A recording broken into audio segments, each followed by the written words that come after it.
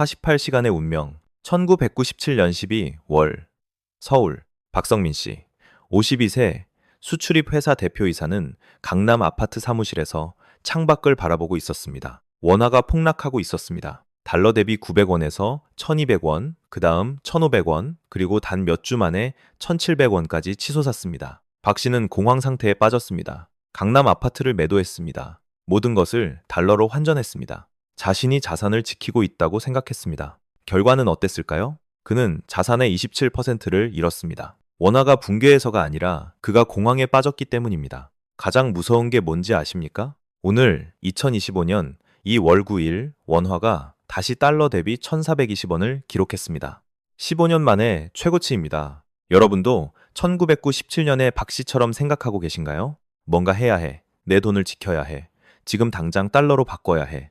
하지만 이것은 단지 한국만의 이야기가 아닙니다. 이것은 역사 전체의 이야기입니다. 이 화면을 보십시오. 그래프가 수직으로 추락하고 있습니다.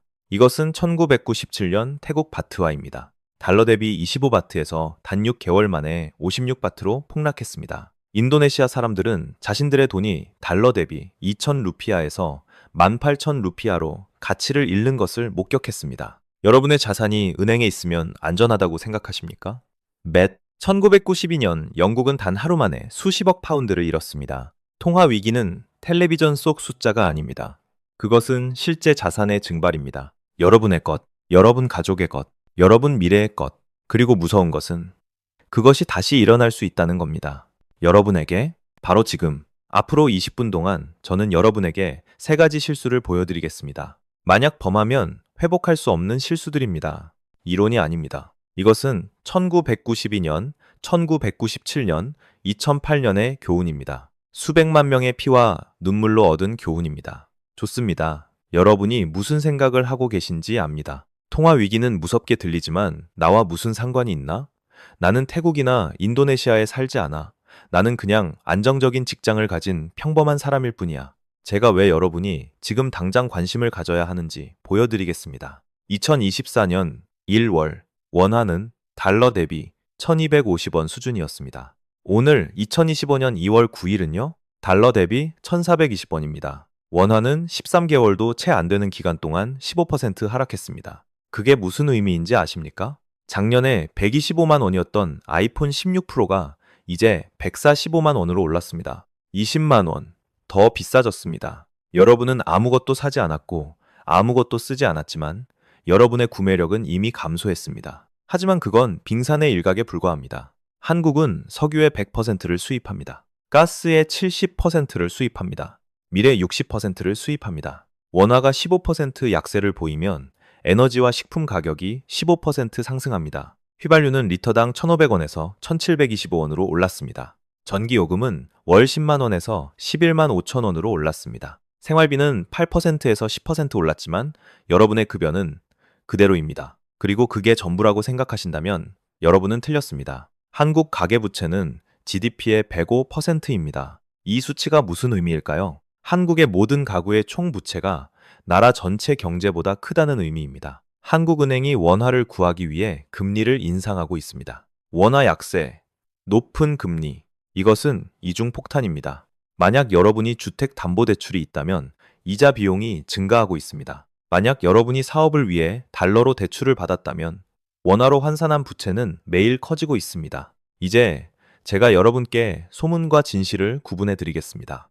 소문, 원화가 짐바브웨처럼 무너질 거야. 한국이 1997년처럼 파산할 거야. 진실은 원화는 한국은행의 보호를 받고 있으며 외환 보유고가 4,200억 달러입니다. 1997년 한국의 대외 부채대 GDP 비율은 30%였습니다. 지금은요, 단 8%입니다. 한국에는 삼성, SK하이닉스, 현대, 수출의 거인들이 있습니다. 원화 약세는 실제로 이들이 해외에서 물건을 더 쉽게 팔고 외화를 가져오는 데 도움이 됩니다.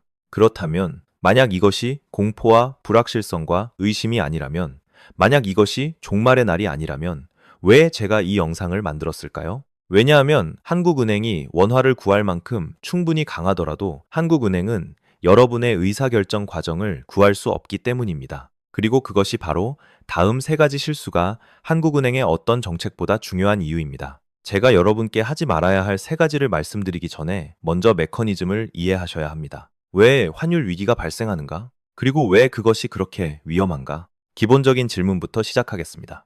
환율이란 무엇인가? 여러분이 서울의 중국 음식점에서 탕수육을 먹으러 간다고 상상해 보십시오. 어제 가격은 2만 원이었습니다. 오늘도 메뉴판에는 2만 원입니다. 하지만 만약 여러분이 중국에서 진짜 탕수육을 수입하고 싶다면 가격이 2만 3천 원으로 오를 수 있습니다. 왜 그럴까요? 원화가 위안화보다 약하기 때문입니다. 달러 대 원화 환율은 1달러의 가격을 원화로 표시한 것입니다. 환율이 상승하면 1250에서 1420으로 원화가 약해진 것입니다. 환율이 하락하면 1420에서 1200으로 원화가 강해진 것입니다. 왜 원화가 약할까요? 세 가지 이유가 있습니다. 첫째, 공급이 수요보다 큽니다. 한국 사람들이 원화를 팔고 달러를 삽니다. 여행을 가거나 미국 제품을 사거나 해외에 투자하기 위해서입니다. 둘째, 연준이 금리를 인상합니다. 달러가 원화보다 더 매력적입니다. 달러 금리 5.5% 대비 원화 3.5%입니다. 돈이 미국으로 흘러갑니다. 셋째, 지정학적 리스크입니다. 북한, 미중 긴장, 투자자들이 한국에서 자금을 빼냅니다. 하지만 왜 이것이 위험할까요? 아주 흥미로운 이름을 가진 경제 이론으로 설명해 드리겠습니다. 불가능한 삼위일체입니다. 삼각형을 상상해 보십시오. 이 삼각형의 세 꼭지점은 첫째, 고정 환율, 둘째, 자유로운 자본 이동, 셋째, 독립적인 통화 정책입니다. 한 국가는 이 세 가지를 동시에 가질 수 없습니다. 여러분은 세 가지 중 두 가지만 선택할 수 있습니다. 태국과 동남아시아는 1997년에 이 규칙을 위반하려고 했습니다. 그들은 통화를 달러에 고정시키면서 동시에 자본 이동을 자유화하고 금리에 대한 독립성도 원했습니다. 미국이 금리를 인상하자 자본 흐름이 역전되었습니다. 태국은 바트화를 변동환율제로 전환할 수밖에 없었습니다. 결과는 즉시 50% 평가절하되었습니다. 1992년 영국도 마찬가지였습니다. 영국은 유럽 환율 메커니즘 ERM에 가입했지만 독일이 금리를 올리는 동안 금리를 내리고 싶어 했습니다. 경제 법칙을 위반한 것입니다. 조지 소로스가 이것을 보았습니다. 그는 영국 파운드를 공격했습니다. 영국 정부는 수십억 파운드를 들여 방어했지만 시장에 맞설 수 없었습니다. 결국 포기할 수밖에 없었습니다. 그렇다면 한국은행의 자구 메커니즘은 무엇일까요? 한국은행에는 3개의 방패가 있습니다. 방패 하나, 외환 보유고 4,200억 달러입니다. 한국은행은 달러를 팔고 원화를 사서 환율을 낮출 수 있습니다. 6개월에서 12개월 동안 개입할 수 있을 만큼 충분합니다. 방패 둘, 연준과의 스왑 라인입니다. 한국은 미국과 통화 스왑 협정을 맺고 있습니다. 달러가 부족하면 한국은행은 연준에서 빌릴 수 있습니다. 방패 셋, 강력한 실물 경제입니다. 삼성, SK하이닉스, 현대는 막대한 수출을 합니다. 원화 약세는 수출 증가로 이어지고 외화가 유입됩니다.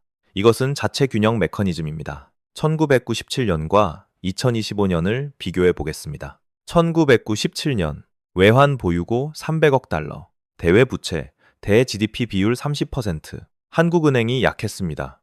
결과 IMF에서 차입해야 했습니다.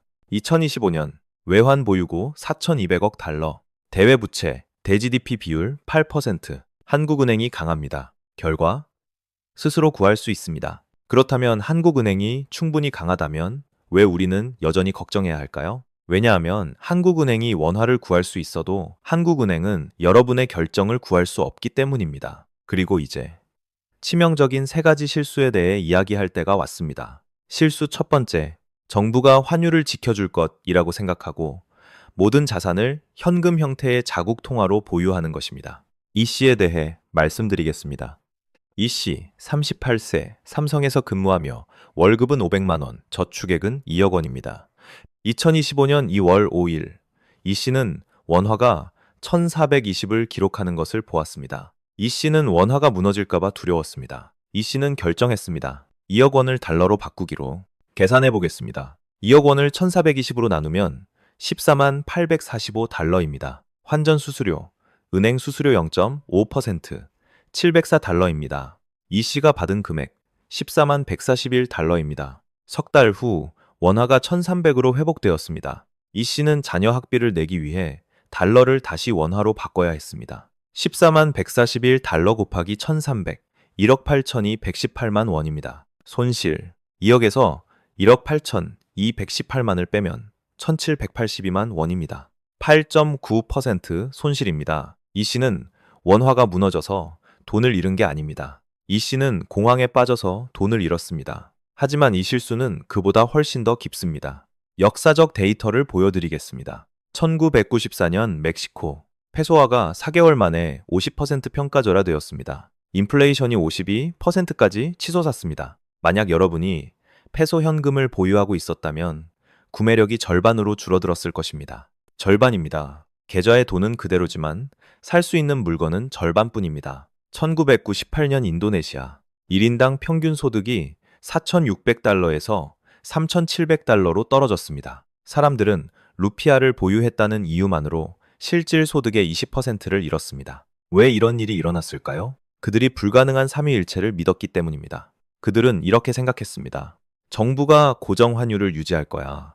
괜찮을 거야. 하지만 아무도 시장에 영원히 맞설 수는 없습니다. 외환 보유고가 고갈되면 정부는 변동 환율제로 전환할 수밖에 없습니다. 그리고 변동 환율제로 전환하면 통화는 제동 없이 추락합니다. 1992년 영국 중앙은행은 파운드를 지키기 위해 270억 파운드를 썼습니다. 소용없었습니다. 결국 포기할 수밖에 없었습니다. 파운드는 단 몇 주 만에 15% 가치를 잃었습니다. 그렇다면 해결책은 무엇일까요? 외환 보유고를 모니터링 하십시오. 보유고가 빠르게 감소한다면 영국이 수십억 파운드를 쓴 것처럼 그것은 위험 신호입니다. 행동 방침. 위기가 터지기 전에 통화를 다각화하십시오. 단일 법정 통화로 자산의 100%를 절대 보유하지 마십시오. 하지만 오해하지 마십시오. 저는 여러분이 지금 당장 모든 것을 달러로 바꿔야 한다고 말하는 게 아닙니다. 저는 여러분이 다각화해야 한다고 말하는 것입니다. 40에서 50% 규칙, 자산의 40에서 50%를 자국 통화로 보유하십시오. 20에서 30%를 강력한 외화로, 달러, 유로, 스위스 프랑, 10에서 20%를 금으로, 10에서 20%를 실물 자산으로, 수출 주식, 현금 흐름을 창출하는 부동산. 왜 그럴까요? 역사가 증명하기 때문입니다. 원화는 항상 회복됩니다. 1997년 원화는 1900까지 떨어졌습니다. 2000년 원화는 1100으로 돌아왔습니다. 원화를 보유했던 사람들은 아무것도 잃지 않았습니다. 고점에서 달러로 바꾸고 저점에서 다시 원화로 바꾼 사람들은 모든 것을 잃었습니다. 이것이 실수 첫 번째입니다. 실수 두 번째, 변동금리로 대출을 받거나 경제가 불안정할 때 외화로 빌리는 것입니다. 이것은 가장 치명적인 실수입니다. 왜 그런지 설명해 드리겠습니다. 통화가 공격받을 때 중앙은행의 첫 번째 반응은 포기하는 것이 아닙니다. 그들은 자금이 머물도록 유인하기 위해 금리를 극단적으로 인상합니다. 검은 수요일 사건 1992년 9월 16일 영국입니다. 오전 10시 30분 영국 정부는 금리를 10%에서 12%로 인상했습니다. 몇 시간 후 15%로 인상하겠다고 약속했습니다. 여러분에게 주택담보대출이 있다고 상상해 보십시오. 어젯밤 금리는 10%였습니다. 오늘 아침 15%입니다. 여러분의 이자 비용이 단 하루 만에 50% 증가했습니다. 1997년 필리핀 중앙은행이 이길물 금리를 15%에서 24%로 인상했습니다. 1998년 홍콩 이길물 금리가 500%까지 치솟았습니다. 500%입니다. 공매도 세력을 징벌하기 위해서였습니다. 이제 박 여사의 이야기를 들어보십시오.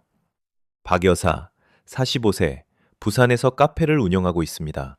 2020년 환율이 1100일 때 박 여사는 카페 확장을 위해 은행에서 20만 달러를 빌렸습니다. 달러 금리가 낮았습니다.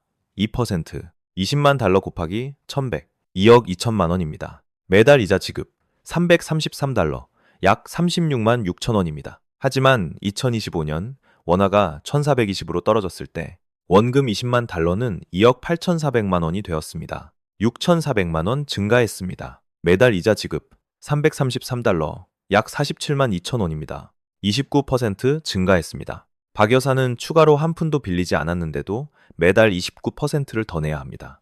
카페는 커피를 팔아서 원화를 받습니다. 하지만 달러로 빚을 갚아야 합니다. 원화 약세, 실질 소득 감소, 빚을 갚을 수 없습니다. 조기 상환을 원하신다고요? 높은 가격에 달러를 사야 합니다. 갚을 수 없다면 은행이 자산을 압류합니다. 이것이 외화부채 함정입니다. 통화 불일치입니다. 1997년 한국과 태국의 경우 기업들이 단기로 달러를 빌렸습니다. 금리가 낮았으니까요. 그리고 국내에 장기 투자했습니다. 자국 통화로 수입을 얻기 위해.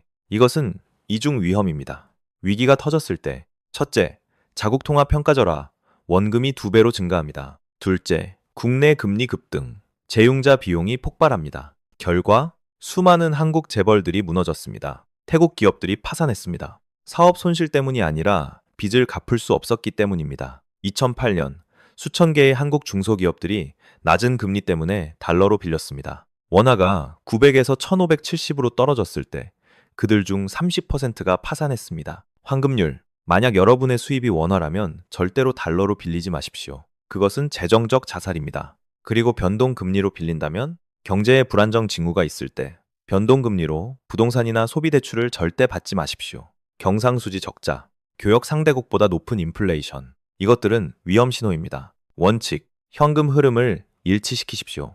어떤 통화로 수입을 얻는지 그 통화로 빌리십시오. 원화로 버시면 원화로 빌리십시오. 달러로 버시면 달러로 빌리십시오. 통화 대결을 하면 안 됩니다. 이것이 실수 두 번째입니다. 실수 세 번째, 군중 심리에 따라 실물 자산을 헐값에 매도하는 것입니다. 이것은 가장 흔한 실수입니다. 그리고 가장 고통스러운 실수이기도 합니다. 최 씨에 대해 말씀드리겠습니다. 최 씨, 50세, 수원에 99제곱미터 아파트를 소유하고 있었습니다. 2024년 가격은 6억 원이었습니다. 최 씨는 경제 위기를 두려워했습니다. 집값이 폭락할 것이라고 생각했습니다. 2025년 2월 최 씨는 서둘러 5억 2천만 원에 팔았습니다. 13.3% 손실이었습니다. 최 씨는 달러로 환전했습니다. 36만 6천 달러. 18개월 후 원화는 1250으로 회복되었습니다. 집값은 다시 6억 2천만 원으로 올랐습니다. 최 씨는 비슷한 집을 다시 사고 싶었습니다. 6억 2천만 원입니다. 최 씨가 가진 돈은 36만 6천 달러 곱하기 1250, 4억 5천 750만 원입니다. 부족한 금액 1억 6천 250만 원입니다. 최 씨는 팔 때 8천만 원을 잃었을 뿐만 아니라 2천만 원의 가격 상승 기회도 놓쳤습니다. 총 2억 원 손실입니다. 33%입니다. 단지 공황 때문에 잃은 돈입니다. 왜 이런 일이 일어날까요? 자기 실현적 위기 메커니즘 때문입니다. 이론, 위기는 때때로 근본적인 요인이 아니라 비관적인 기대에서 비롯됩니다. 만약 사람들이 은행이 무너질 것이라고 믿으면 그들은 돈을 인출하러 갈 것입니다. 그러면 은행은 정말로 무너집니다. 뱅크런과 같습니다. 은행은 본래 안전하지만 모든 사람이 동시에 돈을 인출하면 은행은 정말로 무너집니다. 원화도 마찬가지입니다. 만약 모든 한국인이 동시에 원화를 팔면 원화는 정말로 무너집니다. 데이터가 회복을 증명합니다. 태국 증시 SET 지수는 1995년 1280에서 1997년 372로 떨어졌습니다. 70% 하락입니다. 바닥에서 판 사람들은 모든 것을 잃었습니다. 보유한 사람들은 2003년 SET가 800으로 돌아오는 것을 보았습니다. 멕시코 자본이 도망쳤습니다. 시장이 추락했습니다. 하지만 그 후 강력하게 회복했습니다. 영국 검은 수요일 이후 사람들은 그것을 황금 수요일이라고 불렀습니다. 왜 그럴까요? 영국 경제가 위기 후 강력하게 회복했기 때문입니다. 파운드 평가절하가 수출 증가에 도움이 되었습니다. 한국 개혁 덕분에 1997년 IMF 이후 놀라운 회복을 이루었습니다. 교훈, 군중을 따라 행동하지 마십시오. 금리가 20에서 30%로 오르면 자산 가격, 부동산, 주식, 헐값이 됩니다. 그때가 팔아야 할 때가 아닙니다. 그때가 보유해야 할 때입니다. 또는 여유 자금이 있다면 더 사야 할 때입니다. 워런 버핏이 말했습니다. 다른 사람들이 탐욕스러울 때 두려워하고 다른 사람들이 두려워할 때 탐욕스러워라. 통화 위기에 적용하면 온 나라가 공황 상태에서 집을 팔고 주식을 팔 때 바로 그때가 여러분이 보유해야 할 때입니다. 지난 30년의 역사가 이것을 증명합니다. 1997년 서울 집을 판 사람은 50% 손실입니다. 2003년 서울 집값은 1997년에 2배가 되었습니다. 2008년 삼성 주식을 판 사람은 60% 손실입니다. 2013년 삼성은 2008년에 4배가 되었습니다. 실수, 높은 이자율의 부채를 갚기 위해 수익 창출 자산을 파는 것입니다. 부채를 재조정하는 대신에요. 또는 가치가 떨어지는 현금을 보유하기 위해 파는 것입니다. 하지만 잠깐, 여러분이 무슨 생각을 하는지 압니다. 만약 이번이 다르다면? 만약 원화가 정말로 회복되지 않고 무너진다면? 최악의 시나리오를 살펴보겠습니다. 원화가 정말로 회복되지 않으려면 북한과 한국의 전쟁이 필요합니다. 미국이 한국에서 철수해야 합니다. 삼성, SK 하이닉스가 대량으로 파산해야 합니다. 확률은 골드만삭스, JP모건에 따르면 5% 미만입니다. 만약 일어난다면 문제는 원화나 달러가 아닙니다. 문제는 생존입니다. 식량, 물, 안전입니다. 그때는 실물, 금, 쌀, 깨끗한 물, 의약품, 이 달러보다 중요합니다. 언제 금기를 어기는 것이 옳을까요? 세 가지 경우입니다. 첫째, 여러분이 6개월에서 12개월 내에 달러가 필요한 경우입니다. 자녀가 미국 유학을 가는데 학비가 연 5만 달러인 경우 5만 달러를 즉시 환전하십시오. 높은 환율을 감수하십시오. 둘째, 여러분이 달러 수입이 있는 경우입니다. 미국 회사에서 원격 근무하며 월 5천 달러를 버는 경우 50%를 달러로 보유하고 생활비만 환전하십시오. 셋째, 세 가지 경고 신호가 보이는 경우입니다. 한국은행 외환 보유고가 3천억 달러 미만, 환율이 석 달 동안 1600 이상, 코스피가 6개월 동안 40% 이상 하락. 이 경우 자산의 30에서 50%를 달러, 금, 해외 부동산으로 옮기십시오. 세 가지 금기는 교조가 아닙니다. 이것들은 95%의 사람들을 위한 일반 원칙입니다. 하지만 여러분이 나머지 5%에 속한다면 유연하게 대처하십시오. 이것이 실수 세 번째입니다. 이제 줌아웃 해보겠습니다. 더 큰 그림을 보십시오. 왜 이 세 가지 실수가 그렇게 치명적일까요? 삼성이 세 번의 위기에서 어떻게 살아남았는지 배워봅시다. 1997년 IMF 위기, 삼성은 부채에 허덕였습니다. 원화가 무너졌습니다. 이건희 회장은 결정했습니다. 한국 자산을 팔지 않겠다. 대량 해고를 하지 않겠다. 달러를 더 빌리지 않겠다. 결과는 2003년 삼성은 메모리 칩 분야 세계 1등이 되었습니다. 2008년 금융위기, 삼성은 매출의 30%를 잃었습니다. 이건희 회장, 연구개발 투자를 늘렸습니다. 결과는 2010년 삼성은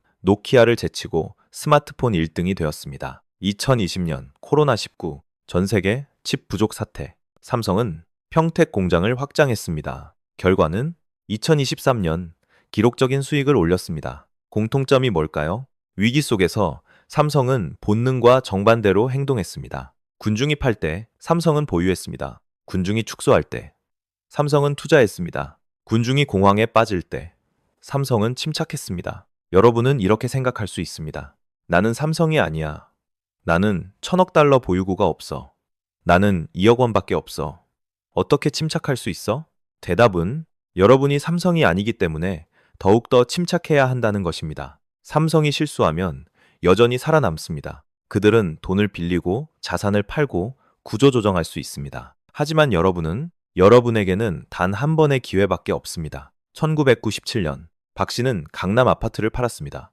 27%를 잃었습니다. 다시는 되살 수 없었습니다. 2008년 김 여사는 삼성 주식을 팔았습니다. 60%를 잃었습니다. 네, 배상승을 놓쳤습니다. 2020년 이 씨는 달러를 빌려 비트코인을 샀습니다. 원화 하락, 비트코인 하락, 파산했습니다. 각 사람, 각 실수, 모두 단 한 번이면 끝입니다. 그것이 이 영상의 제목이 한 번이면 끝인 이유입니다. 노벨상을 받은 행동심리학자 데니얼 카너먼은 증명했습니다. 사람들은 100달러를 잃는 것을 두려워하는 정도가 100달러를 버는 기쁨의 2배라는 것을. 위기 속에서 이 두려움은 10배로 증가합니다. 결과, 우리는 손실을 피하기 위해 공황 상태의 결정을 내립니다. 하지만 바로 그 결정들이 우리에게 가장 큰 손실을 안깁니다. 역설입니다. 손실을 막는 유일한 방법은 두려움을 느끼되 그 두려움에 따라 행동하지 않는 것입니다. 만약 여러분이 이 영상에서 세 가지만 기억한다면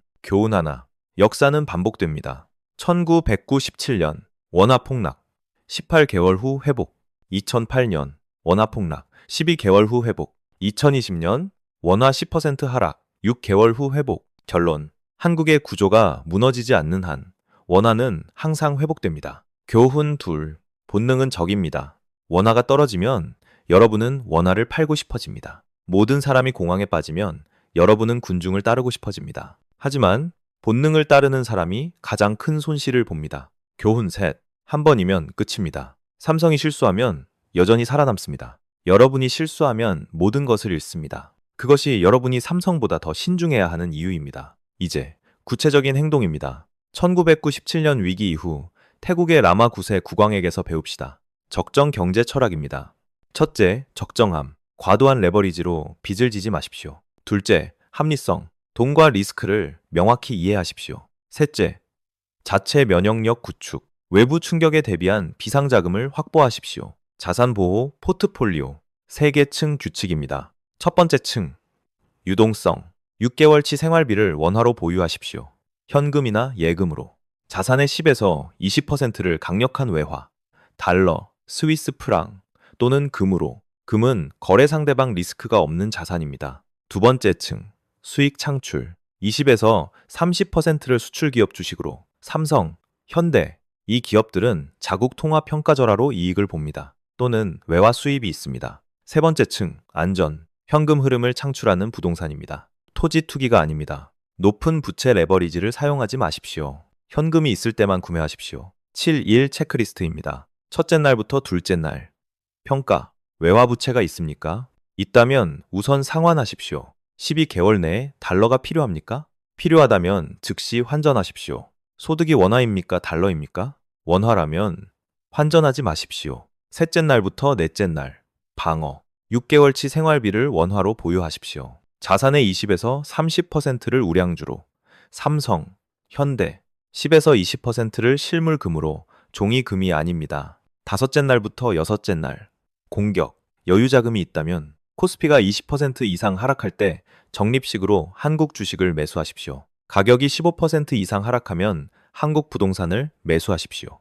현금이 있을 때만. 일곱째 날. 모니터링. 매달 한국은행 외환 보유고를 확인하십시오. 4천억 달러 이상이어야 합니다. 원화가 석 달 동안 1600 이상이면 전략을 재고하십시오. 조기 경고 신호를 관찰하십시오. 외환 보유고가 빠르게 감소하고 있습니까? 은행 간 금리가 급등하고 있습니까? 국내와 미국 간 인플레이션 격차가 벌어지고 있습니까? 높을수록 더 위험합니다. 요약하겠습니다. 첫째, 고정 환율을 절대적으로 믿지 마십시오. 불가능한 삼위일체는 법칙입니다. 아무도 시장에 영원히 맞설 수 없습니다. 둘째, 거시경제가 불안정할 때 변동금리나 외화로 빌리지 마십시오. 어떤 통화로 수입을 얻는지 그 통화로 빌리십시오. 셋째, 군중을 따라 가치 있는 자산을 헐값에 팔지 마십시오. 역사가 증명합니다. 바닥에서 파는 사람이 가장 큰 손실을 봅니다. 마지막 메시지. 한 번이면 충분합니다. 위기는 자본주의의 주기적 법칙입니다. 이것은 민스키 모멘트입니다. 안정적인 금융 시스템이 과도한 부채로 인해 갑자기 무너지는 순간입니다. 여러분은 그것이 일어나는 것을 막을 수 없습니다. 하지만 여러분은 희생자가 되지 않기로 선택할 수 있습니다. 1997년 두 부류의 사람들이 있었습니다. 준비한 사람과 준비하지 않은 사람. 준비한 사람들은 살아남았습니다. 심지어 부자가 되었습니다. 준비하지 않은 사람들은 모든 것을 잃었습니다. 2008년 마찬가지였습니다. 2020년 마찬가지였습니다. 역사는 반복될 것입니다. 질문은 일어날까가 아닙니다. 질문은 일어났을 때 여러분은 준비되어 있습니까? 입니다. 오늘 당장 여러분의 부채와 자산 포트폴리오를 점검하십시오. 다음 거시경제 분석을 계속 받아보려면 채널을 구독하십시오. 알림 벨을 눌러서 놓치지 마십시오. 그리고 기억하십시오. 시장에서 여러분은 가장 빠른 사람일 필요가 없습니다. 여러분은 단지 가장 느린 사람이 아니면 됩니다. 시청해 주셔서 감사합니다. 여러분이 아끼는 사람들과 이 영상을 공유해 주십시오. 왜냐하면 지식은 힘이기 때문입니다. 그리고 위기 속에서 지식은 생존입니다. 이 영상의 내용은 참고용일 뿐 재정적 조언이 아닙니다. 모든 투자 결정은 개인의 책임입니다. 저는 면허를 받은 금융 전문가가 아닙니다. 중요한 결정을 내리기 전에 전문가의 의견을 참고하십시오. 과거 데이터는 미래 결과를 보장하지 않습니다. 금융시장에는 항상 위험이 있습니다. 이 영상은 연구 및 데이터 분석을 지원하는 인공지능 도구를 사용합니다. 모든 내용은 신뢰할 수 있는 출처에서 검증되었습니다. 한국은행, 골드만삭스, JP모건, 블룸버그, 로이터입니다. 그러나 인공지능은 오류를 범할 수 있습니다. 시청자께서는 중요한 정보를 직접 검증해 주시기 바랍니다.